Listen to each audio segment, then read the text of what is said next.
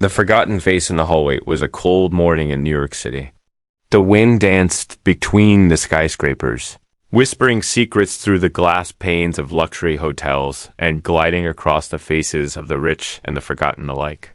Sundar Pichai, the CEO of Google, stepped into the Marriott hotel lobby near Central Park, his coat buttoned tightly, a sleek black suitcase rolling behind him. The concierge recognized him instantly, offering a warm smile and a complimentary upgrade to the presidential suite. Sundar nodded politely, thanking her with the humility he was known for. He had just arrived for a closed-door summit with global AI leaders. But in truth, he was tired not of travel, not of work, but of something deeper he couldn't quite name. A gnawing emptiness had crept into his heart in recent weeks, a longing for something simpler, more human. He kept wondering if a success and meetings and luxury had pulled him too far from the man. He once was the boy who had sat barefoot in a classroom in Chennai, wide-eyed and full of dreams. As he walked toward the elevator, something unusual caught his eye. Just beyond the hallway near the service entrance, he saw an elderly woman in a faded housekeeping uniform struggling to lift a cleaning cart over a broken tile.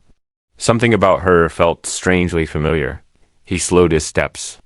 The lines on her face, the grace in her struggle, it struck a strange chord within him.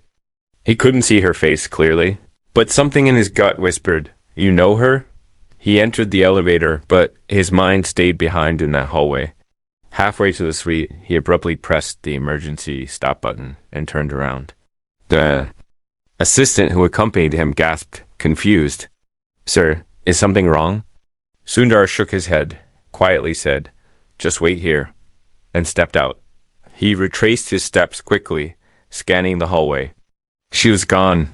His heart beat faster than usual, not from stress, but curiosity, nostalgia, a strange sense of déjà vu.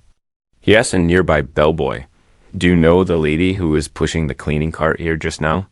The boy blinked, shrugged, and pointed toward the housekeeping staff entrance. Sundar followed the direction without thinking. Inside the staff lounge, the fluorescent lights flickered weakly. The room smelled faintly of detergent and brewed tea. A few workers looked up in confusion as Sundar entered. His presence there felt almost unreal to them. Among them, sitting on a bench near the lockers, was the woman. She had taken off her gloves and was rubbing her tired hands. Lost in thought, Sundar stopped in his tracks. His breath caught. The woman looked up, and time seemed to collapse around him. "Mrs. Thangam?" he whispered, barely audible. Her eyes squinted, surprised. She stared at him, confused at first, then slowly. Recognition bloomed like dawn over weathered face. "Sundar?" she said softly, her voice trembling. He nodded, and in that moment, the CEO of Google felt like a schoolboy again. Memories rushed into his mind. The dusty classroom with wooden benches or chalk-smeared sari, the way she had defended him when other teachers thought he wouldn't amount to much. How she stayed late to teach him after school because he couldn't afford private tutoring. How she brought food from her own home when she knew he hadn't eaten. How she gave him books, real books, when all he had were pamphlets. And now she was cleaning hotel rooms. Sundar blinked away the sting in his eyes. "What are you doing here?" he asked gently, kneeling beside her. She smiled, embarrassed. "Life happened, Sundar. After my husband passed away and the school shut down, I came here to live with my son. He lost his job during a pandemic. I couldn't just sit and do nothing. I needed help. This was the only job I could find." Her words landed like stones in his chest. She said them without shame, without bitterness, only grace, only strength. He looked at her trembling hands, the same hands that once pointed at constellations on a blackboard, and told him he could reach the stars if he dared. "You should have told someone," he said, voice cracking. "Who would I tell?" She chuckled. "And besides, I had no idea where life had taken you. It's been over 30 years. He couldn't believe it. He had been speaking at universities, partnering with governments, flying across oceans, and she had been just a few blocks from his hotel room scrubbing bathtubs. "You changed my life," he said suddenly. You believed in me before anyone else did. If it weren't for you, I wouldn't be who I am. She touched his arm softly. And that is enough for me, Sundar. Seeing who you become, that is more than I ever dreamed. But for Sundar, it wasn't enough. Not now, not anymore. He stood up slowly. I want you to come with me. Right now. She looked alarmed. But my shift, please, he said firmly, yet respectfully. There's something I need to show. You, she hesitated, then nodded. He called to his assistant, told her to cancel everything. The meetings, the press briefings, even the summit. The assistant panicked at first, but Sundar remained calm. This is more important, he said. They walked outside together, past shocked hotel staff, down the streets of Manhattan. He hailed a black car and opened the door for her. She hesitated again, wiping her hand nervously on her uniform. I look terrible, she whispered. You look like my hero, he replied, helping her, and the car sped through the streets while she looked out the window in awe. The last time she had been in a private car was decades ago when a parent from school had given her a ride. Sundar sat beside her in silence, thinking, feeling. They stopped in front of a tall building, glass and steel, shining like hope in the sunlight. It was the Google offices in New York City. She gasped. He smiled. Come, he said. As they stepped into the building. Security guards stared wide-eyed. Sundar walked past them with confidence, guiding Mrs. Thangam through the pristine halls, up the elevators, to the top floor, where his personal team worked. As doors slid open.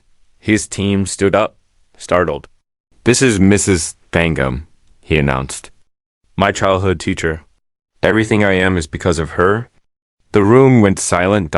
Then applause broke out, genuine, thunderous, heartfelt. Mrs. Thangam's eyes filled with tears. But Sundar wasn't finished. He turned to her slowly and said something that made her knees weak. Something she never expected to hear. Asterisk, the chair with her name on it. Applause began to die down. But the silence that followed felt far louder. Sundar stood beside Mrs. Thangam, like a child proud to introduce his mother to the world. He didn't speak for a moment, allowing the weight of her presence to settle into the hearts of everyone in the room. This wasn't just a gesture. This wasn't pity or charity. This was honor. This was justice returning after a long walk.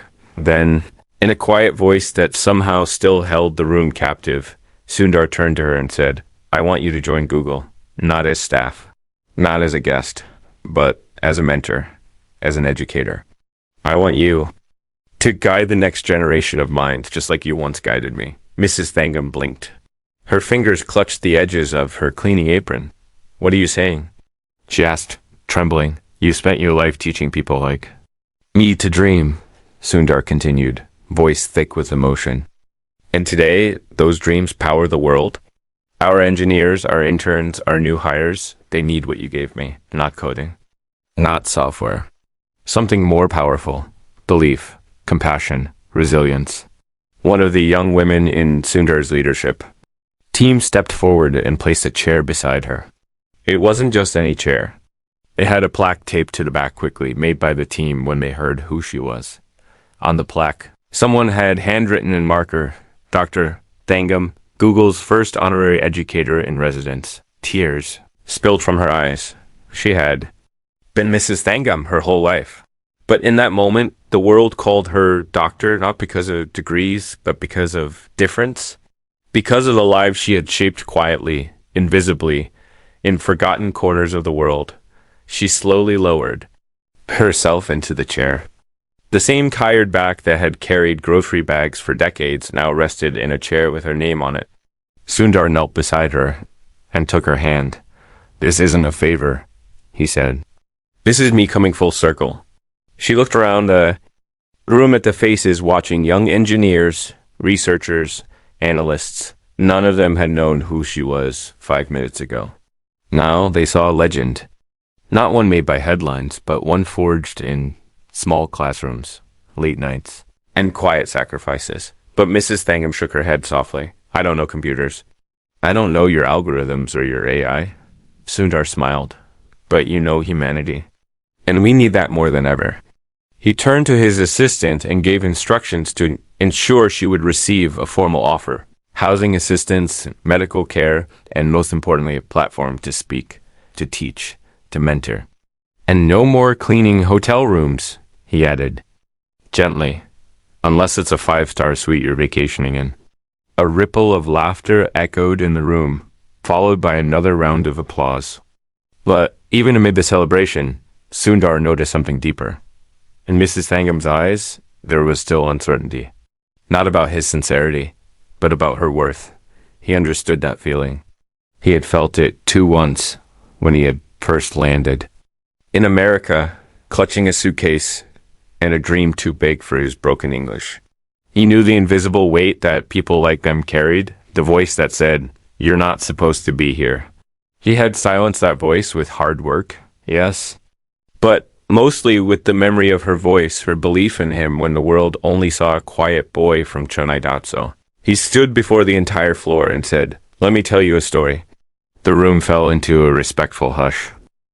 When I was 12, I failed my science quiz. I thought I was stupid. Some teachers didn't even notice, but Mrs. Thangum did. She stayed back after school, helped me understand every single mistake. Not just the answers, but why I thought the way I did. She didn't fix my paper. She fixed my thinking. He looked at her with a softness in his eyes that no corporate suit could ever replicate. Years later, when I walked into Stanford for the first time, I realized I already had a piece of the world's best education. It was her. A few of the staff members were visibly emotional. One of the interns, a young Indian girl in her early 20s, stepped forward shyly and said, "Man, will you mentor me too?" Mrs. Thangum's lips quivered. She looked at Sundar for reassurance. He nodded with pride. "Of course, dear," she said. The rest of the day passed in kind of dream. She was given a tour of the building, treated not like a visitor, but like royalty. She met department heads, shared chai with diversity officers, even stood in on a session where interns brainstormed new ideas for community education. Everywhere she went, people listened. People who once looked past women like her were now leaning. And later that evening, as the sun dipped behind the skyline, Sundar invited her to the rooftop of the building, a place he went when he needed to think. The city lights twinkled below them. He handed her a warm shawl and 2 cups of tea. "You know," she said, sipping slowly, "when you left for America, I cried." He looked at her. "Why?" "Because I knew I'd never see you again. And because ... I feared the world might change you." He smiled. "I feared the same thing." "But it didn't," she said quietly. He shook his head. "No, but only because your voice stayed with me. Every time I doubted myself, I remembered you telling me that I was meant for more." They sat in silence for a moment.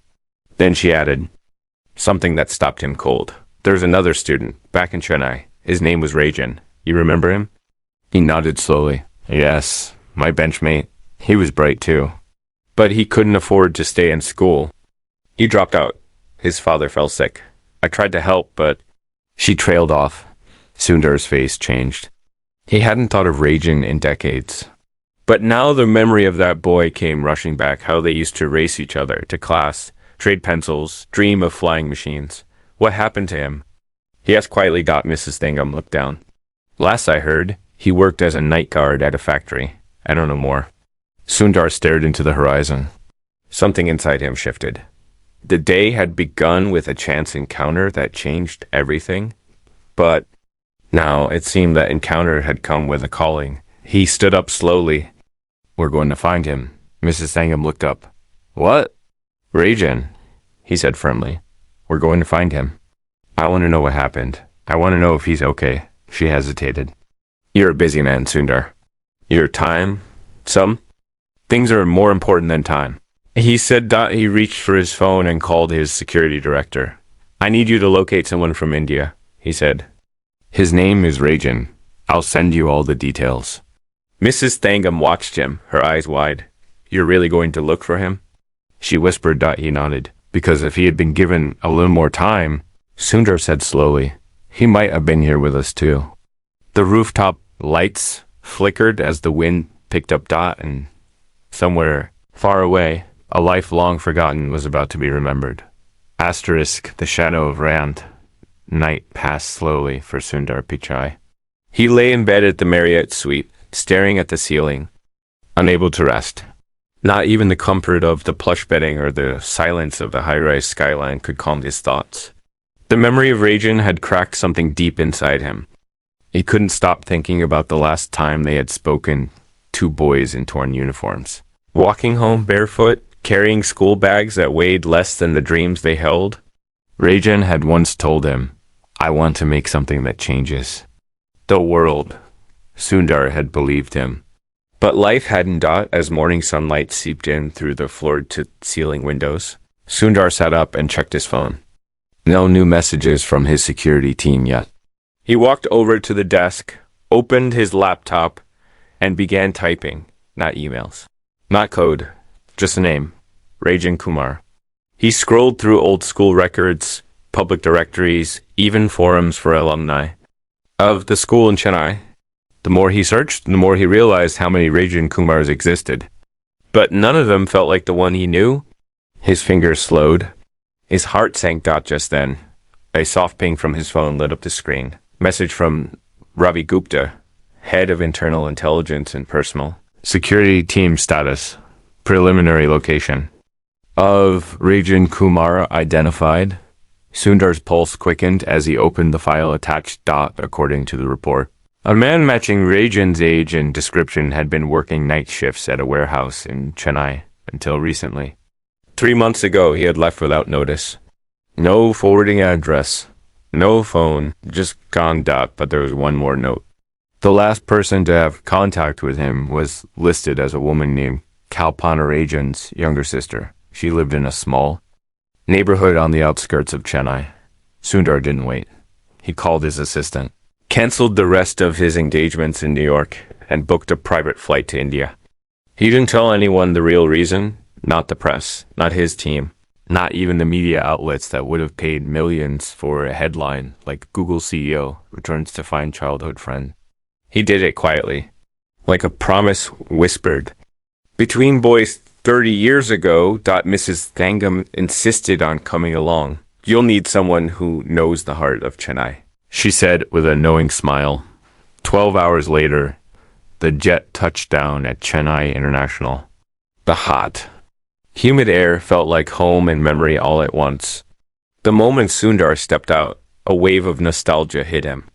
The smell of rain-soaked earth, the honking of auto rickshaws, the voices yelling in Tamil from street stalls. It brought him back to a version of himself he hadn't seen in years. The car ride to Kalpana's neighborhood was long, winding through narrow lanes that looked almost exactly as he remembered. Walls faded with time. Children playing cricket with broken bats. Grandmothers sitting outside chewing beetle leaves. When they arrived, Kalpana was sitting on a low stool outside the modest house, sorting through onions. She looked up, startled, by the luxury car parked outside her gate. She stood slowly, suspicious. "Can I help you?" she asked, wiping her hands on her sari. Mrs. Thangam stepped forward first. "Kalpana, do you remember me? I was your brother's teacher." The woman's expression softened. "Mrs. Thangam? Oh my God. After all these years?" Sundar stepped out next. Kalpana, single quotes. His face changed instantly. Her eyes went wide. I'm Sundar," he said gently. "I went to school with Rajan." Kalpana couldn't speak for a moment. Her hand rose instinctively to her mouth. "Amma used to talk about you. Said you were the one who made it." Sundar nodded, a heaviness in his heart. "We're trying to find him." Kalpana's expression dropped. "He's not well," she said quietly. They followed her inside. The house was small but clean, filled with fading photographs and worn furniture. She led them to a back room. There, lying on a thin mattress, was Rajan. His body looked frail, too thin. His hair grayer than it should be at his age. One of his legs was in a brace, and a breathing machine sat humming next to him. The moment Sundar saw him, his heart shattered. He stepped closer, and the man stirred. His eyes blinked open, slowly. And when they locked with Sundar's, recognition came like thunder. "Sundar?" Rajan whispered. Tears rolled down Sundar's face. Rajan, he said, kneeling beside him. It's me. Rajan chuckled softly. You look expensive. Sundar laughed through the tears. You look like you haven't changed. Rajan's eyes moistened. I thought you forgot me. Never, Sundar said. The room fell silent. Mrs. Thangam stood behind them, her own eyes full of emotion. Kalpana quietly placed a glass of water next to the bed, then slipped out, giving them space. What happened? Sundar asked, after a long pause. Rajan shrugged. Life. After Amma died, I tried to start a small business. Failed. Then worked factory jobs. Hurt my back a few years ago. Couldn't work much after that. Came home. Stayed quiet. Sundar clenched his fists. You should have reached out. Rajan looked away. And say what? Hey Sundar, remember me? Your poor friend who failed at everything. No, brother. I was proud of you. Didn't want to drag you down. You wouldn't have, Sundar whispered. You were part of what made me. They spoke for hours about old classmates, about schoolyard cricket, about dreams half fulfilled. The pain in Rajan's body was clear, but the light in his eyes had returned. Sundar finally stood. I'm not leaving without you. He said. Double quotes. What? You're coming with me, he continued. I'll get you the best doctors. And after that, we're going to do something meaningful together. Rajan laughed bitterly. I'm broken, Sundar. No, Sundar said, his voice steady. You're not broken. You're buried. But we're going to dig you out. That night, Sundar arranged for Rajan to be transported to Chennai's best hospital. Doctors examined him, ran tests, gave careful optimism. His injuries were treatable. His body needed time, but it wasn't beyond repair. As Rajan rested, Sundar stood by the window with Mrs. Thangam. He still has ideas, Sundar said. You know what he told me just now?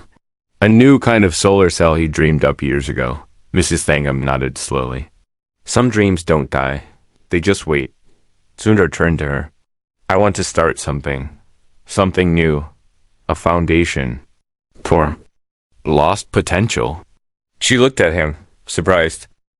What if we found people like Rajan all over the world? People who were once brilliant, once full of hope, then life broke them, and we gave them another shot? She smiled. Then we wouldn't just be changing the future, she said. We'd be repairing the past. He nodded. We'll call it the Rajan Initiative. And just like that, a new purpose was born.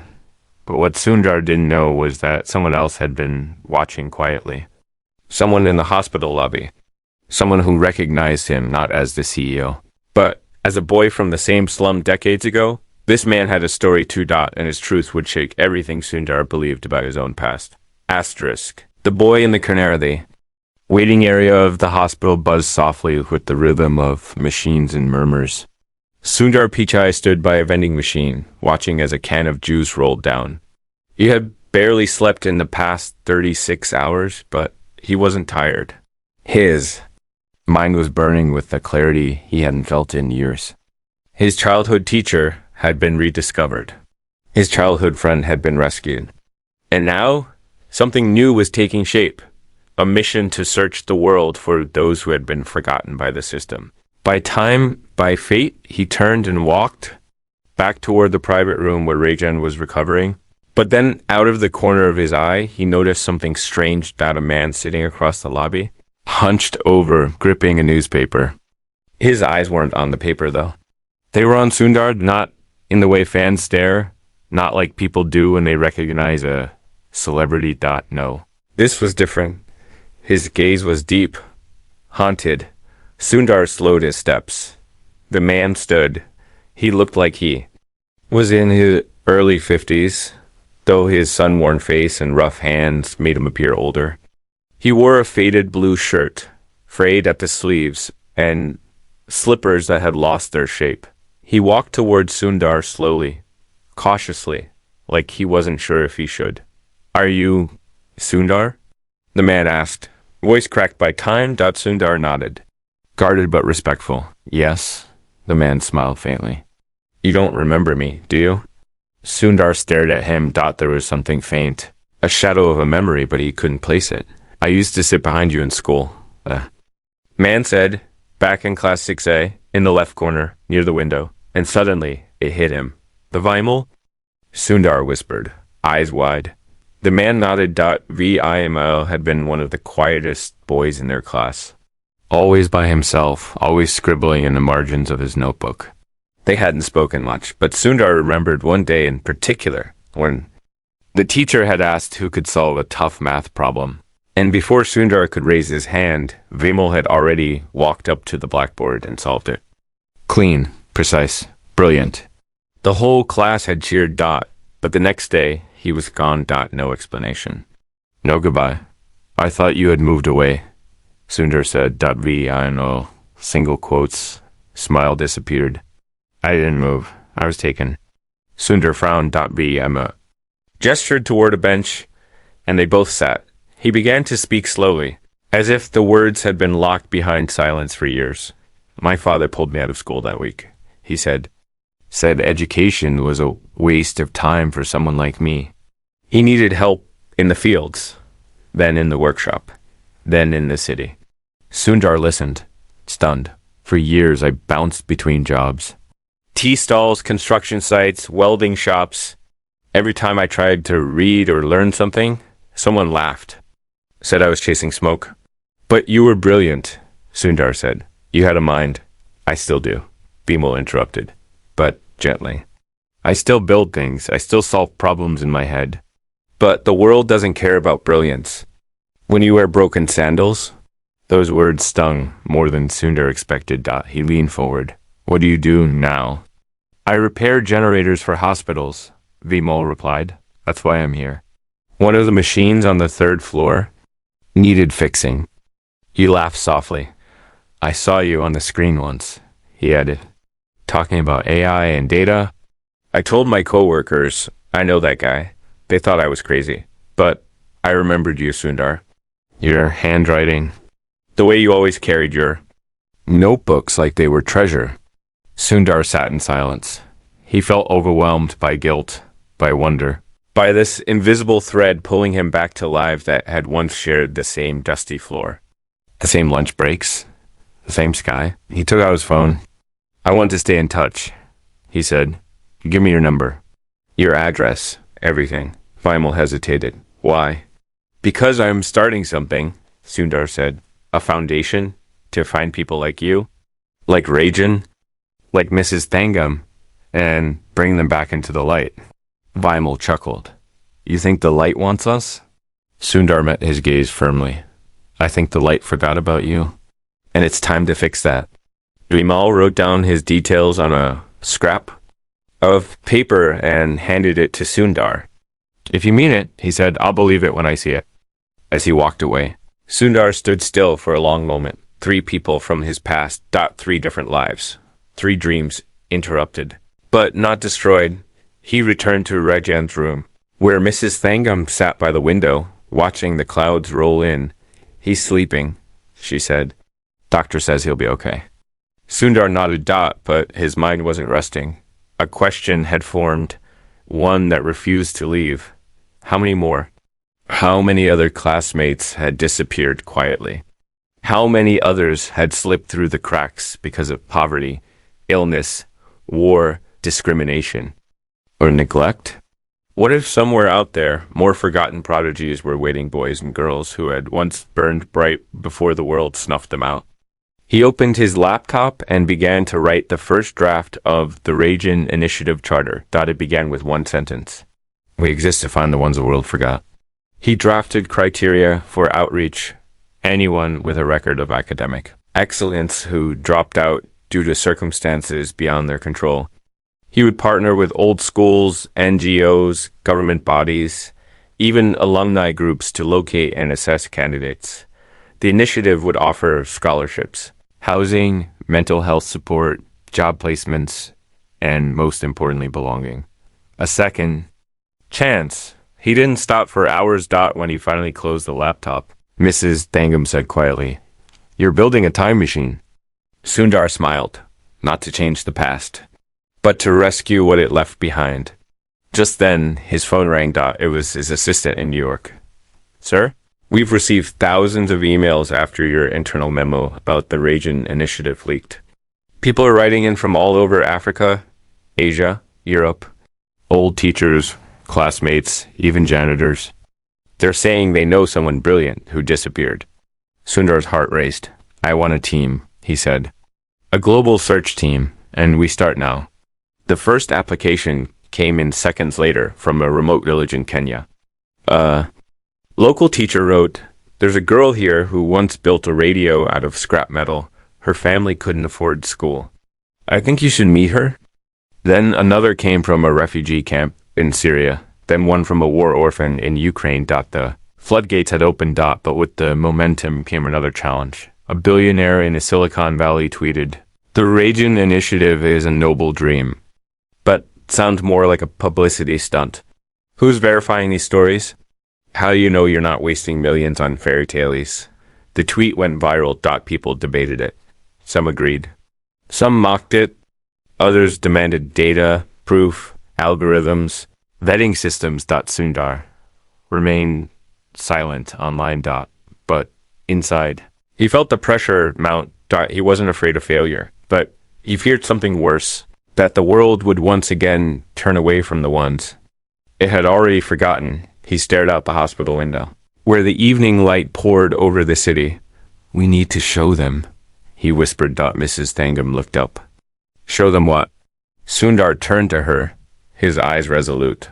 That miracles don't always come from Silicon Valley.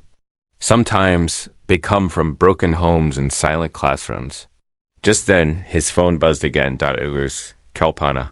She was calling with news that left him frozen in place. Sundar, I just found something in Emma's trunk. It's about you. And it changes everything. Asterisk. The letter from the past Sundar stood motionless as Kalpana's voice echoed through the phone. A thin thread connecting him to a truth buried beneath decades of dust and silence. Outside the hospital window, the sun was slipping behind the horizon, leaving behind streaks of red and gold, as if the sky itself were bleeding with memory. Inside the room, everything felt suddenly smaller, tighter, as if the walls had shifted inward, responding to the weight of what had just been said. You found something? He asked, his voice quiet, brittle. Yes, Kalpana said. It was in Amma's old wooden trunk, hidden beneath her saris. I almost missed it. It's a letter, and it has your name on it. Can you send me a picture of it?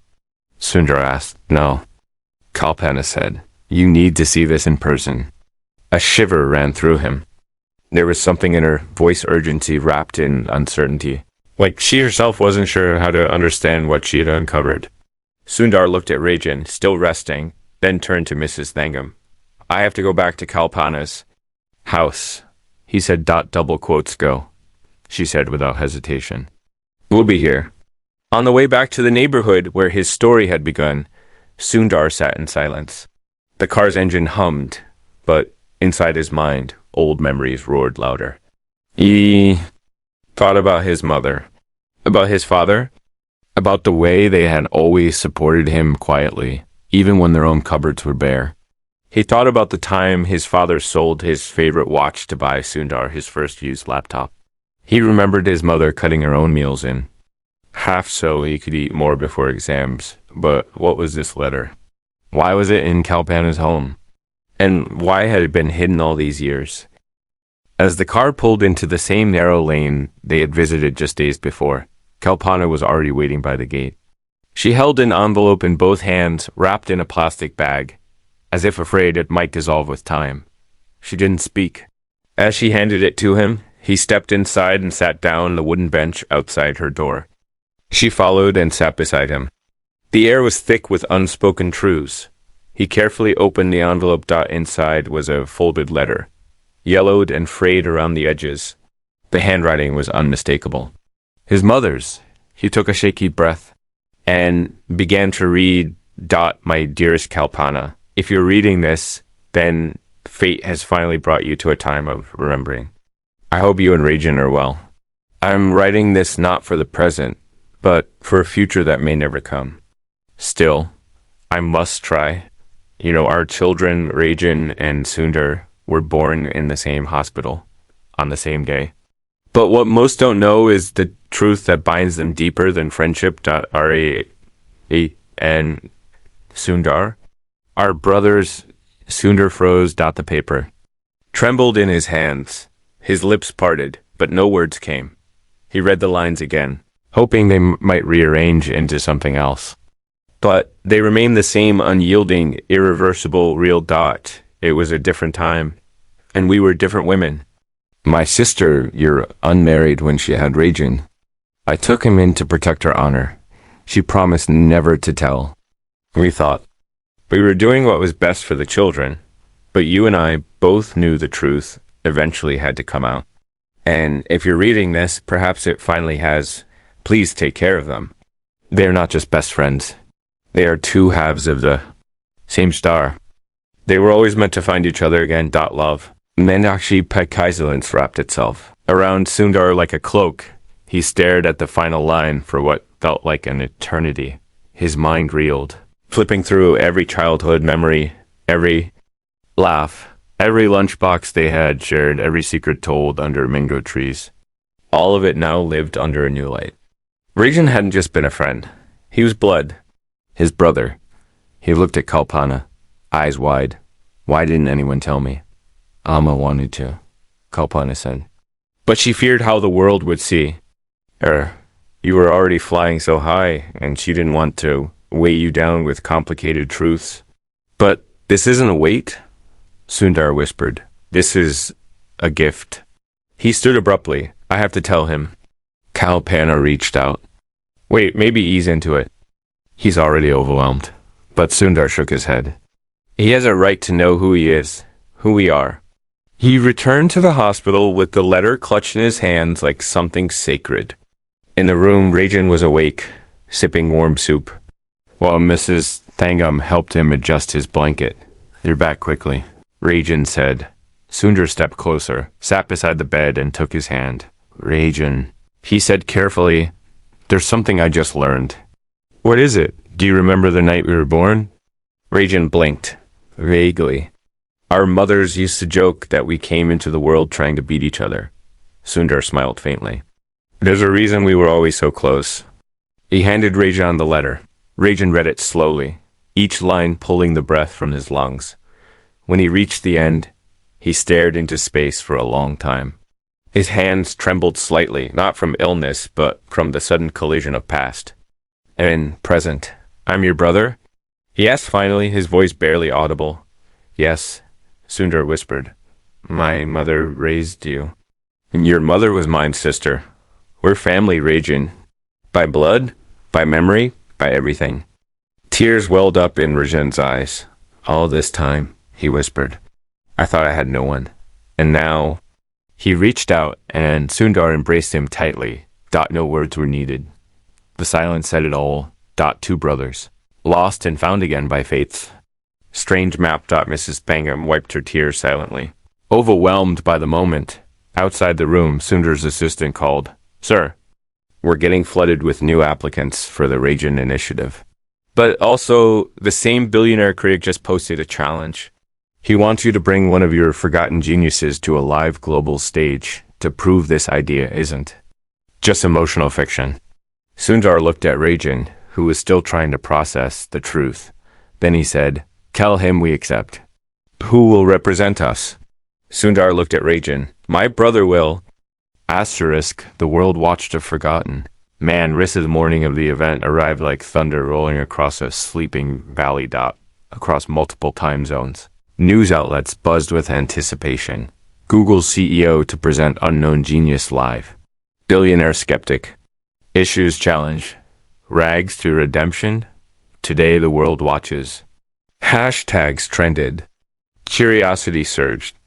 Critics sharpened their opinions like knives while supporters waited with hope that this initiative could truly be more than a noble dream.